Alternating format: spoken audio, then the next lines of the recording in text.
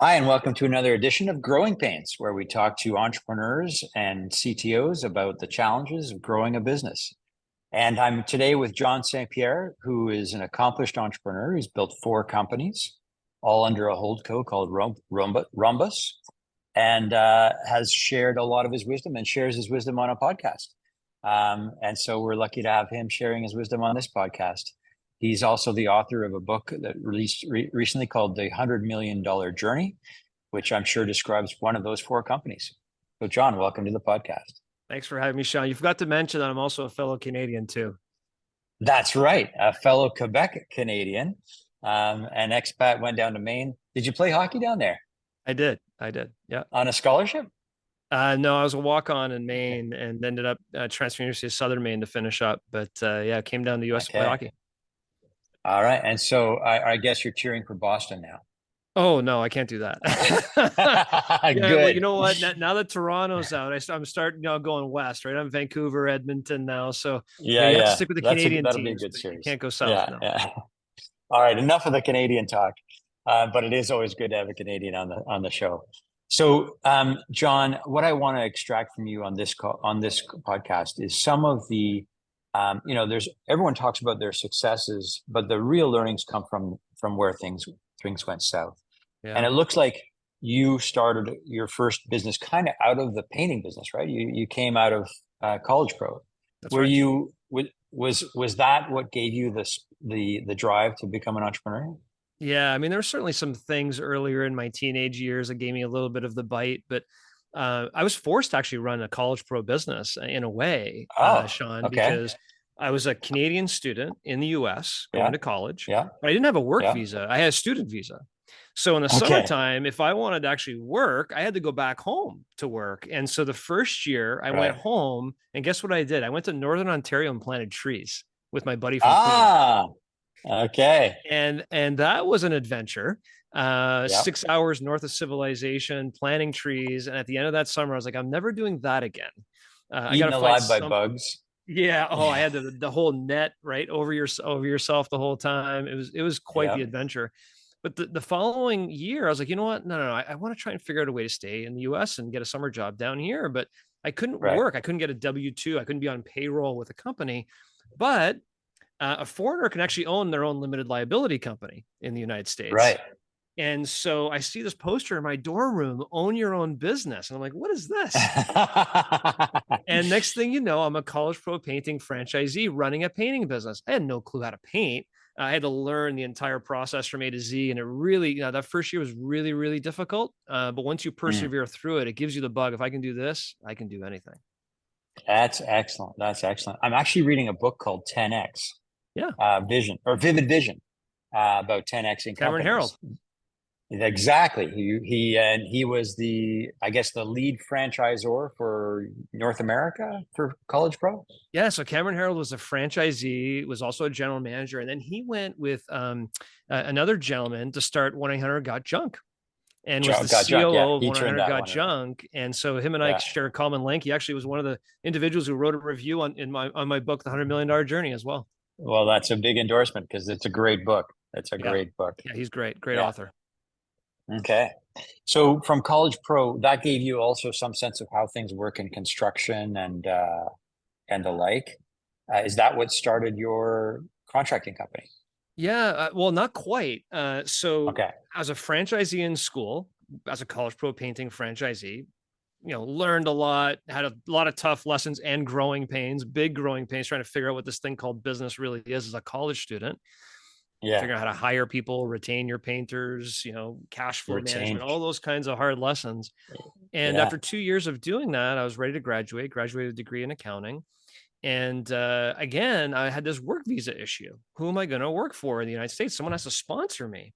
And the Right. parent company of College Pro said, well, you're uniquely qualified to be a College Pro general manager now. So we're going to hire you and sponsor your visa. I was like, okay, I'm in. Okay. So I moved to Chicago as a general manager. And my job was to go around college campuses, hire college kids, and teach them how to run a business. So I had 20 some Okay. franchisees that then now work for me, and I'm teaching them how to run this business. Did that for 2 years. And this was around the late 90s, Sean. And I'm sure you know exactly what's going on in the late 90s. It's kind of like what do we need to do to jump on a .com wagon somewhere? That's kind of Exactly. what was Yeah, going yeah, on yeah. at that time. And another general manager from College Pro, his name was Eric Debley from the West Coast, started a company called handymanonline.com. And so this is interesting. What do we do there? And the idea was you need your Yeah, home that's kind of painted. redundant, the online.com. Exactly, exactly. You need your home painted, you need your kitchen done, your roof done. You go to handymanonline.com and we'll send you pre-screen contractors. So inevitably, I left College Pro and joined Eric on this venture. And a couple of years after kind of getting that going, we got VC funded out of Silicon Valley, $25 million Wow. of VC funding. And we were cooking with gas. I was the VP of sales. I was going around the country opening up offices where we would Mm, actually interview contractors and pre-screen them and qualify them to sell them these lead packages. And we would open wow. up that market and start marketing in their area and things like that. And then bang, the crash happened. For And we sure. were supposed to get another round of 50 million to keep our growth going. That never came. The assets of that business sold to another company called Service Magic. Okay. Everything fell apart, right? That company, Service Magic, was rebranded HomeAdvisor.com, and HomeAdvisor.com just recently merged with Angie, Angie's List, which is a Oh, big. okay. So that was HandymanOnline.com 20 some years ago. Wow, wow. Too bad you couldn't keep your stock options. Oh my gosh. Tell me. So, So so actually, let's unpack that experience a little bit, because that's yeah, interesting. You had built basically a brokerage business to help individuals find and secure well vetted contracting companies to build whatever. Was it residential or only commercial? residential. Okay.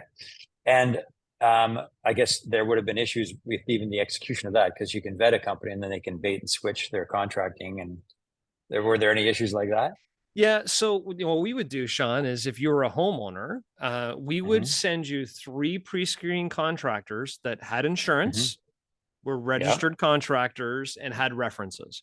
From there, Okay. you get to get 3 estimates and You you pick who choose. you're going to work with. So we kind of Okay. passed off that liability. Say, look, no, our job is to send you people who are going to show up to Yeah. give you estimates. And so we kind of resolved ourselves to that. That's very much what I do in Outforce. Is we let the vendors present what they can do. Yeah. We vet them, we filter it out, and then bring them to the top 10, and then they can select from the top 10 who they want to interview, and we coach them through interview process to make sure they are asking the right questions and looking for the key cues. And in fact, well, what's interesting is we vet them from the bottom up. In software, the biggest problem is you end up meeting the leadership of the company, Mm, who take those calls all day long, that's and they right. know exactly what to say to sound great. Yeah. Good And then they salespeople. might even bring in a few, hey, these are a couple examples of our lead engineers. And you go, oh man, I can hardly wait. And then you get the contract and they find whoever they can find off the street. So it's very similar, but it is ultimately the client's choice. And then we help manage through the process. Love So that. with that though, that's a pretty good business with not a lot of capital. Um, what made it go south with even funding?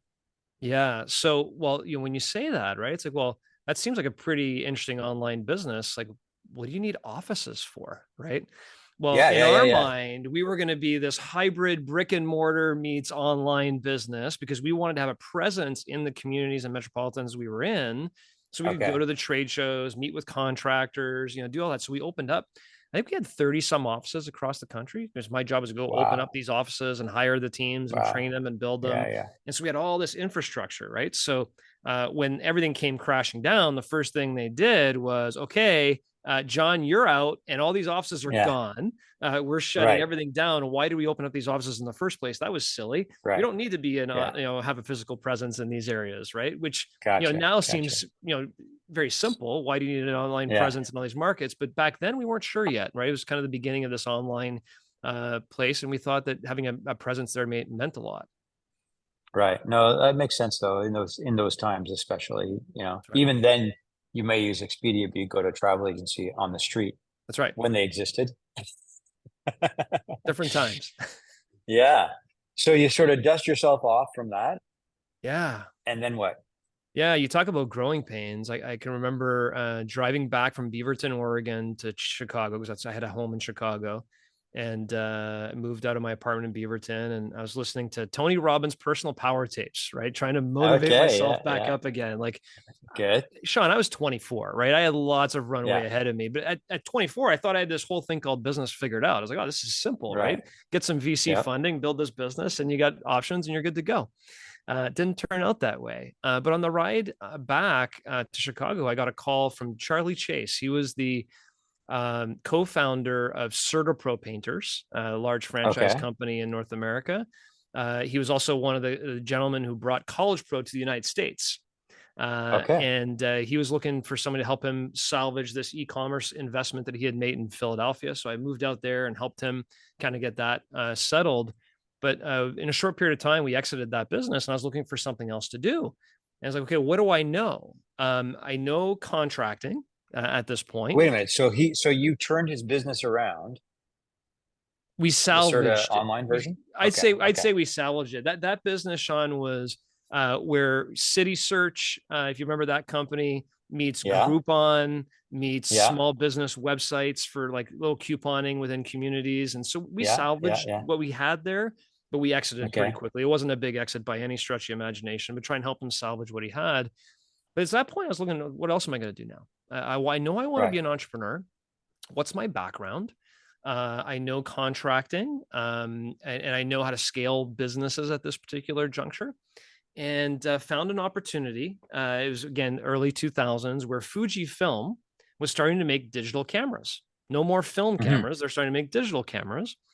Right. And so what they were doing in these Walmarts and Sam's Clubs and all the pharmacies is they were installing these kiosks where you could take the card out of your camera, put it in the kiosk, and order your prints to get printed on site. Well, they were Right. installing 3,000 of these across the country. And I was asked, is that something that you could do? And I'm like, absolutely, I could do that. So we formed a company called Rhombus Group, and my partner got the contract secured.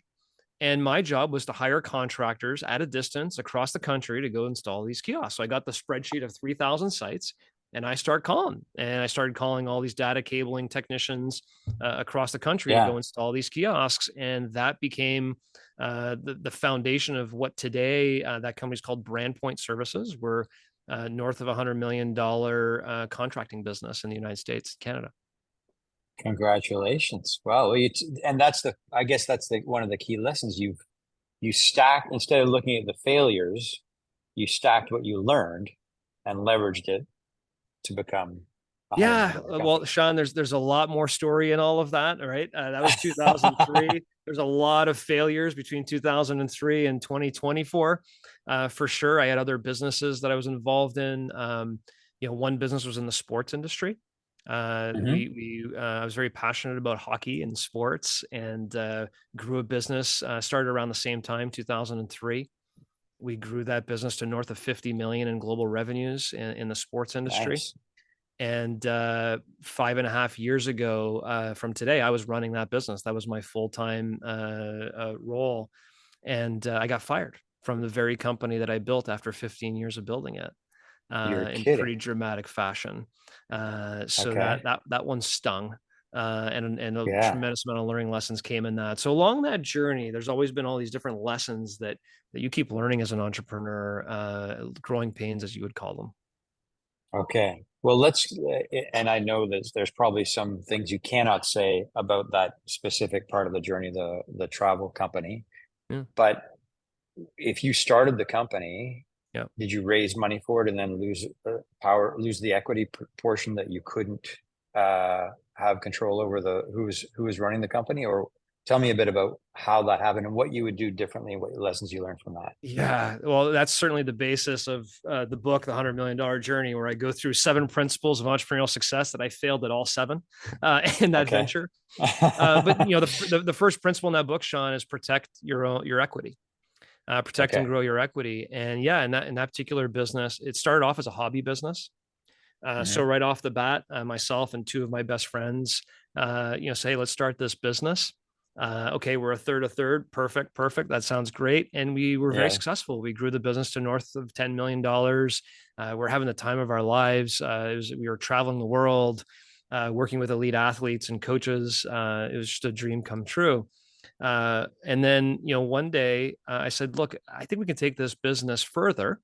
And we brought on an investor who invested in the business. So we Okay. all get diluted from our 33 down, right? A new Private investor, equity or venture? I'd say Angel. angel Okay. investor at that point. And so we brought on that partner to bring on some more capital for growth and some more infrastructure, and equity Mm-hmm. gets diluted. And then a Mm-hmm. couple of years after that, I was like, you know what? I see how we can grow this business. I think I can 10x this business in the next 5 years. I Mm-hmm. see a roadmap on how to aggregate this industry, this fragmented youth sports industry, through some roll-ups. Let's go for it. But in order to do that, we probably need to raise a little more capital. So Right. we raised some additional capital. That dilutes us some more. We grow to $50+ million, growing really, really fast, a little bit over our skis, Mm-hmm. I should say, in terms of Mm-hmm. growth and And trying to time frame around, like what's in valuations? Time makes a big difference, right? Timing, especially. Yeah. So in 2014, we were 10 million. Okay. By 2017, we were 50. So very, Wow. very rapid Wow. growth. Nice. Okay. But as you go through that growth and you're making, we made around 14 acquisitions, Okay. your balance sheet starts getting a little heavy, Yep. with bank debt. You're raising some capital that's diluting your equity. But I Mm-hmm. still had this goal of getting it to 100 million. And Right. so I brought it to my partner and said, look, let's do another round of 20 million. I think I can get this thing to 100 million in the next couple of years and hit our target. So Mm-hmm. we sought out some private equity funding. We did receive $20 million of venture funding. Equity comes down now even further. And Yeah. 6 months after bringing on that equity, I was fired. And at the time of my firing, owned 8% of the business and had Wow. completely lost a little bit of control of the ship, if you will, and went off the cliff. Yeah. Yeah. And boy, was that hard. That was tough. No kidding. 15 years Yeah. ago. Yeah. Because you've got so much heart and soul into the business. Yeah, it was my end. It was And my everyone identity. It was everyone on my the board everything. must have agreed with your drive to get to 100 million. Was it regardless of what the bottom line was in that drive? No, not necessarily. We Okay. were certainly, attempting to be profitable along that journey. Profit wasn't Okay. everything, but it was a Yeah. big piece of it. I think cash flow was a Which is big problem. unusual in most companies growing that fast, by the way. Yeah, it is unusual, but we were in a traditional business where, part of the issue, Sean, is we were generating really good profits in some segments of our business, and we were taking those Hmm. profits and cash, and we were deploying them, trying to go a little too wide, a little too fast. And Okay. these other Yeah. verticals were losing a lot of money, and so you had to kind of Okay. counterbalance of different things Right. going on there. But yeah, it was a one of the best cultures I've ever been a part. A lot of best friends worked in that business. It was my Hmm. identity. It was everything. Mm. But when the private equity group joined the company, um, anything that they could find that wasn't working right, they would find right. Sure. And lost confidence in me as the person who could take the business to the next level for a variety of reasons that they felt were necessary. Which led me to being terminated from the very company I poured 15 years into. And Wow. meanwhile, just to connect the stories, as I'm getting terminated from that business, I look over to my left and I still have this contracting business that I'd started, you know, 15, 16, 17 years prior, just sitting over Yeah. there, kind of, growing slowly, taking kind of that slow approach to business growth, but Yeah. incredibly stable nonetheless. So it's just kind of these Hmm. two tales of two Two companies, dynamics. uh, Yeah. which was very interesting. That's very interesting. So, and you said you started the company with your two other friends at Yep. 30% each. Yep. What happened to them? So one left shortly after I did, Okay. on alignment issues with where everything was going. One stayed Yeah. with them till the end, and when I say the end, a couple years, 2.5 years after my departure, COVID happened, Of and course. that threw the company into a tizzy. And they decided to stop funding the business, not knowing how long this was going to go on, and the company went into receivership 2.5 years later, and the whole thing went up in Wow. smoke. Wow. Yeah. So there was a disalignment between the culture of the private equity firm and you guys who had built this business to be a high growth, high performance company. which would have created another valuation of inequity. Let's forget COVID was going to happen. Nobody could Yeah. forecast that, but would have created a completely different valuation on the company for everybody involved. And so in the process of selecting the private equity firm, how many buyers did you look at? Did you have a process for that sale, for that interest in selling that part of the company? Was there a lot of competition, or was it, hey, these guys were really interested? They came knocking on your door and you said yes? Yeah, it gets a little more complicated as I get into that part, Sean. But what ended up Okay. happening was prior to making that move to raise that capital, I hired an individual to assist me with that capital raise and, Okay. kind of help me with the strategy of where we were going with that business. And Mm-hmm. that individual and I started working, putting our book together and meeting with different firms. And we met with, I'll say 15 to 20 groups that were interested in our space and went Mm-hmm. through everything. And ultimately, the group we ended up going with was a group that individual had a prior relationship with. Ah, And okay. you could probably see where that's going from here. Yeah. Post 6 months post, they removed me and put him in the role of the CEO. Oh, And okay. Okay. um, Yeah.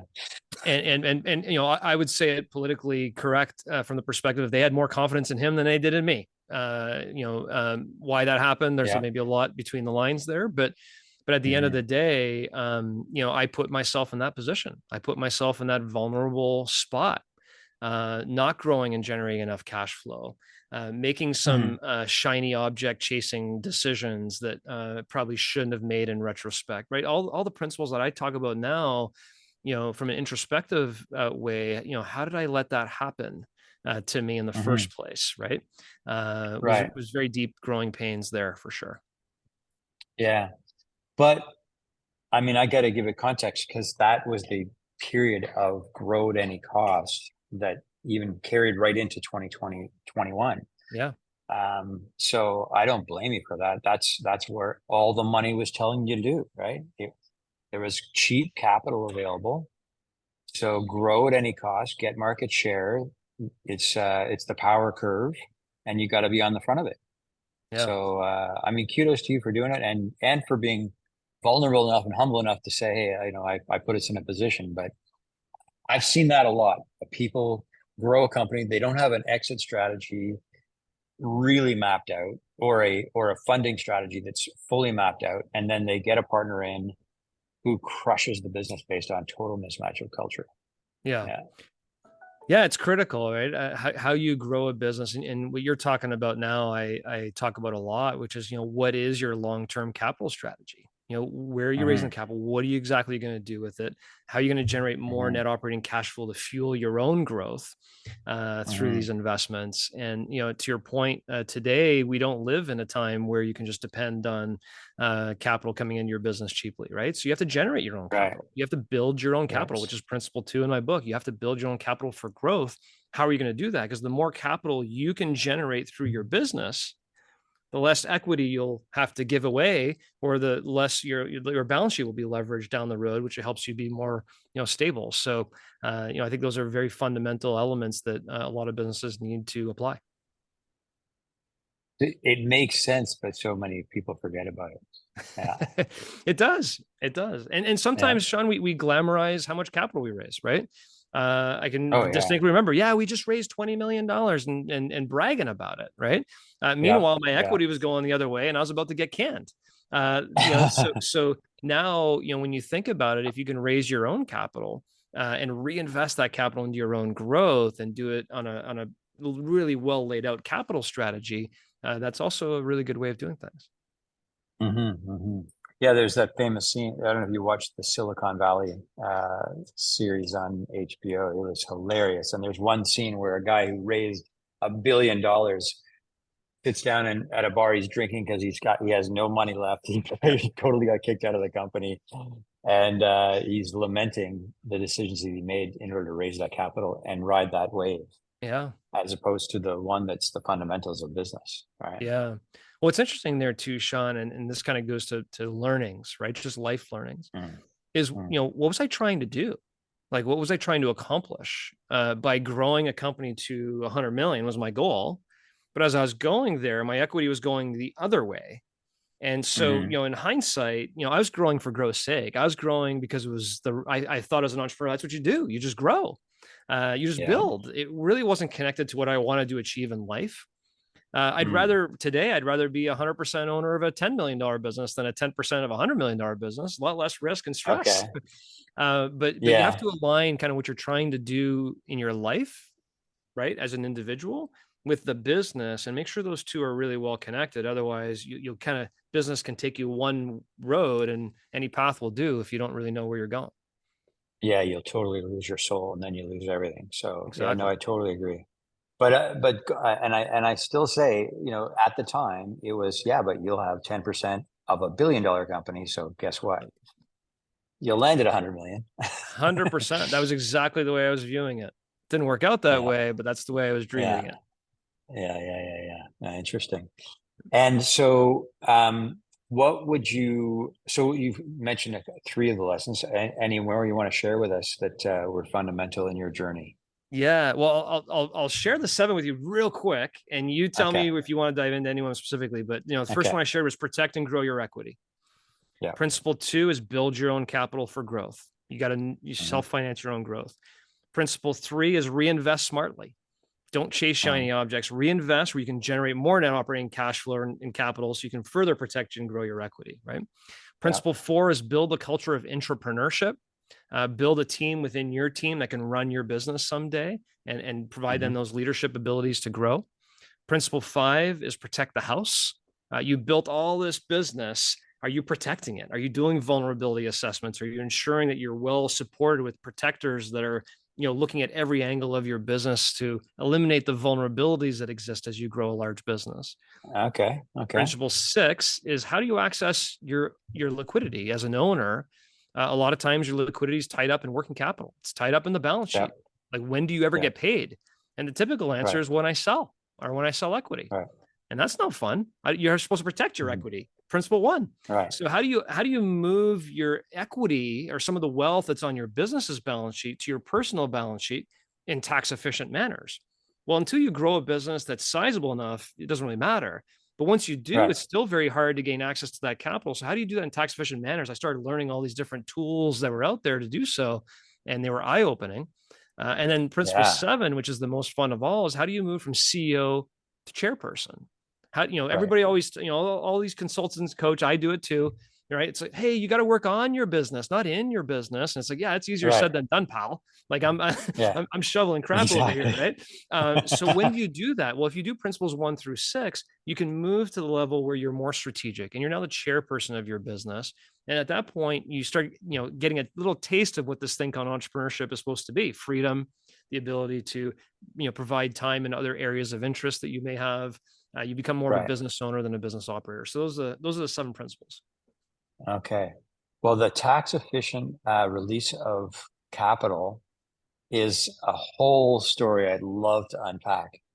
But I want to go back because a lot of our listeners are early stage founders and they are interested in that equity position. And my advice is, like I said in our pre-call, you know, don't give out all the equity up to the technical founder, the co-founder that doesn't know the business as well as you do. Yeah. Build the technology cheap and get your product market fit. Then start to see who you need to hire. Yep. But also, a lot of people don't have either the resources to bootstrap and get something going, so they do need to bring capital in. And going back to this whole principle, yeah, a 10% of $1 billion company is not so bad, right? What's the the fine balance between those two agendas, which is, if I don't throw some capital at this, we won't grow and we'll lose market share and there will be a power player and we'll never get the exit that we ever wanted, versus I'm going to hold on to everything and I'm going to grow it organically. Yeah. Like, those are two extremes, but in the middle, there's always lots of room. Talk to me a bit about that Yeah. There's a and ton your of room. Well, philosophy well, around it. first off, I would agree with you on the comment about the technical founder or any key hire you want to bring into your business. You feel you need. It could be sales, it could be technical, it could be market, whatever the hire may be that you feel you really need to take the next step. One of the biggest mistakes I think entrepreneurs do is they give away their equity too loosely. Hmm. They don't actually put the terminal value on such equity. So they'll be, oh, come join my team. I'll give you 10%. They don't really think about the fact that 10% might be worth 100 million someday, right? Was that hire That's worth right. $100 million, right? And so Exactly. one of the things that I work with a lot of entrepreneurs on is this concept of phantom equity. This Okay. idea of, as opposed to giving real equity away, provide those people with a real incentive to help grow your business and the value of your business, where they can be rewarded, but it's a phantom equity instrument that acts more like a bonus instrument than it does an equity and tax and voting and all those kinds of things. So when we talk about equity, Sean, there's a couple components, right? There's a dollar value of your equity. Then there's the rights that your equity has in terms of decision making and authority. Those are two different things. I think a lot of times people believe that the who owns more than 50% controls the business. That's not necessarily the case. Let me tell you that from the perspective of somebody who got terminated from their own company from a minority shareholder Right. firm, right? So control doesn't necessarily come with that. So those are two different elements I think that entrepreneurs really need to understand. Protect the percentage of equity you give from a value of it perspective, and maybe use other instruments like phantom equity. But then you also have to really know what your operating agreements say, and they need to be well structured. And you need an attorney that's protecting your interests, not necessarily the company's interests on those operating agreements, especially if you're the founder. So as you bring people into the organization, you got to look at that. So that's the first point I'll make on it. The second point I'll make is, Before you leave that, yeah, so on phantom equity, I get it. It's almost like a tracking of the company enterprise value of the company as if they had stock, and then they get bonused accordingly. yes. But on the other side, are you talking about just splitting shareholder rights, like non-voting and dragon tags and all that stuff? Yeah, I think all those instruments are good, and primarily just knowing what you're doing, right?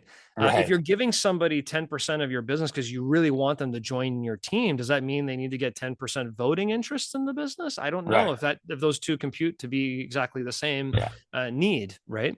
And so I think there's you just need to know. Unfortunately, there's a lot of entrepreneurs who don't really understand the decision-making control mechanisms of their business. And as they raise capital, okay, so as an entrepreneur goes and raises capital, the sophisticated money's coming in with, we've done these operating agreements 100 times. We are 100 times, 1,000 times, 10,000 times. The entrepreneur maybe has never gone through that before.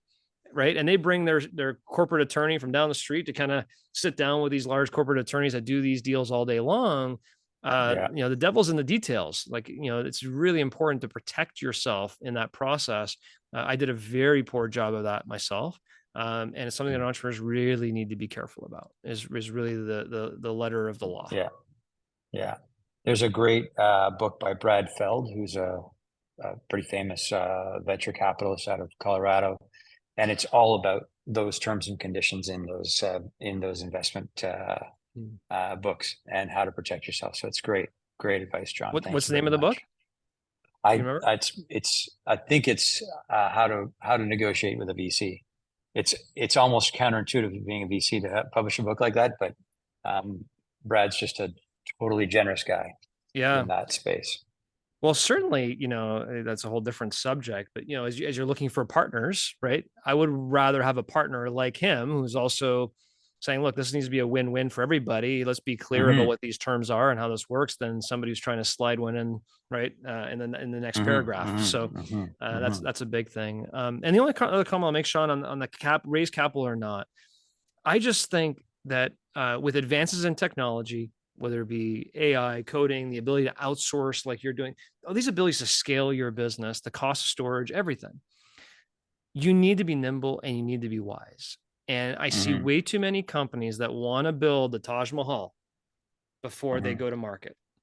And I'm a true believer in find a product mix and a service you can provide that starts to generate revenue as quickly as possible, and use that capital to reinvest in your business for growth and further build and keep going and keep going and keep going. And if you do that, you'll end up giving up less equity along the road if you're able to self-finance your own growth.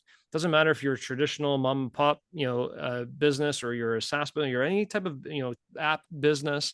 Try and find that addressable market you can start generating some revenue streams on to fuel your growth, as opposed to feeling like you have to build everything with everything working exactly like you envisioned it before you go to market.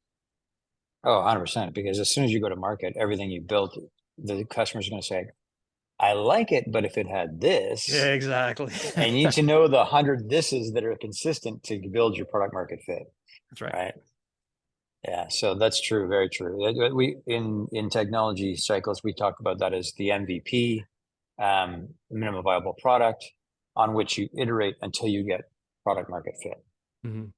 And it's a cycle that takes sometimes a couple of years and a lot of input. Yeah. And as Canadians, we're the maybe company. We're the maybe country. So you get a lot of maybes before you get yeses. What I love about business in the United States is it's no, I don't like that, and get out of my office. Versus, and yes, I want one of those, but I want it at this price, or it's got to do this before I buy it. And you get the real answer. That's what I love about the States. It's awesome.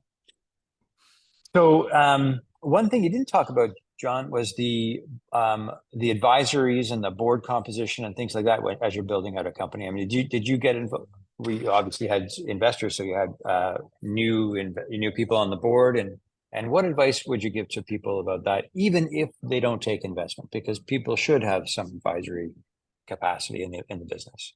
Yeah, I mean, certainly. Let me talk on the advisory part first. Okay. At the time that I was making decisions to grow our business, to raise Mm-hmm. capital, to bring on, these investments and restructure our operating agreements and everything. I remember my best friend, who's the co-host of our Entrepreneurs United podcast you mentioned earlier, Rich Hoffman. Remember during that time, he said to me, he's like, John, your company's growing pretty fast. Who do you have coaching you these days? And I was like, oh, no, Rich, I don't have anybody. I have a plan. I'm working it. I don't need anybody. I got this thing. Right. I was making these major one door irreversible decisions with no counsel. I mean, no, when I say no counsel, I don't actually mean attorney counsel. We had an attorney No, you working on it. mean I didn't have advice. anybody coaching me, I didn't read the how to negotiate with a VC. I didn't have any tool. I was just like, we're raising capital. This is exciting. Like, I'm fine. They're going to protect me. This is my vision. I'm the CEO of this business. They're investing in me. I had all these notions in my head that were so arrogant in retrospect, right? I was like, who do you think you are? And Yeah. life has a funny way of knocking you down when you think you got it figured out. And that's what happened. And so today, one of the biggest pieces of advice I give to entrepreneurs that I coach is you have to surround yourself with world-class advisors. Right. Today, coach, mentors, peers, world-class attorneys, wealth advisors, CPAs. I don't make any decision in our business as a major decision unless I have everybody around the table unanimously going, yes, that's the right decision. We don't make it. And I didn't have that before. And you think about, these professional athletes that have, 6 or 7 coaches. They have a nutrition coach, mindset coach, position coach, this coach to be the best in the world. Yet us entrepreneurs just try and fly alone. And so today you have to have that board of advisors for yourself, the entrepreneur, let alone the business. And if you surround yourself with those right people, and don't be penny wise, dollar foolish, bring the right world-class people in, things will start paying off for you. I agree 100%. Yeah. And so then take that to the board level. What do you look for in board composition? Yeah. So, as I sit here today, I don't have a company with boards other than, partners in my business. So I don't want to speak too much about my experience, because the one time I did have a board in our company, I got canned. Wasn't a good one. Yeah. It didn't work out for me. So I don't think I'm positioned to provide the right level of experience. But I guess the only part I'd go back to is the first point. If you are going to build a board, get your world-class team advisors around you to really help make sure, whether it be the composition, the structure of the operating agreements, how that board is going to function, is well documented, well thought out before you get into one. Right. That's good. I'm lucky. I've got, I mean, it's a 3-member board, but I've got the curmudgeon on one side, who's a private equity guy. Yeah. And I've got the optimist on the other side, who was an operator and chairman and built, a couple $100 million companies. And, so I get the yin and the yang in terms of their advice on what to do. Yeah. And Sean, maybe that would be the one point I'd say, is keep it small. Yeah. Oh yeah. Keep your board small. Yeah. Well, listen, John, it's been a pleasure talking to you. Lots of great nuggets in this, and I hope we can do it again. Yeah, I appreciate the time, Sean. Thank you very much. Okay. Thanks and have a great day. I'll just go there.